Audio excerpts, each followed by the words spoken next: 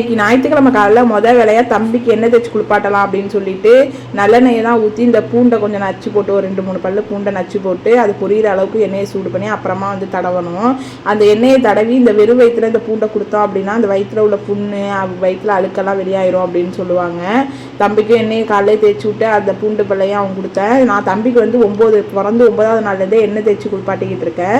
நான் கண்டிப்பாா பிள்ளைங்களுக்கெல்லாம் நல்லா எண்ணெய் தேய்ச்சி அது நல்லெண்ணெய் தேய்ச்சி குளிப்பாட்டி பழக்கிறணுங்க. சில பேருக்கு ஒத்துக்காது அப்படின்னு சொல்லுவாங்க. ஆனால் சின்ன பிள்ளையிலேருந்து பழக்கிட்டோம் அப்படின்னா கண்டிப்பாக ஒத்துக்கிட்டுரும். எங்களுக்கு நல்லெண்ணெய் தேய்ச்சி கொடுக்குறது சின்ன பிள்ளையிலேருந்தே நம்ம பழக்கிடணும். தம்பிக்கு 9ஆம் நாள்லேருந்து பிறந்து 9ஆம் நாள்லேருந்தே நான் குளிப்பாட்டிக்கிட்டு இருக்கேன் நல்லெண்ணெய் தேய்ச்சி. இப்போ ஒன்றுமே தெரியாது, பெரிய பிள்ளை ஆவாவா அவங்களுக்கு நல்ல ரிசல்ட் தெரியும். இந்த நல்லெண்ணெய் தேய்ச்சி குளிக்கிறது உடம்பு அவ்வளோ ஆரோக்கியமாக இருக்கும். நோய் நொடி எதுவுமே கிட்ட அண்டாது பிள்ளைங்களுக்கு.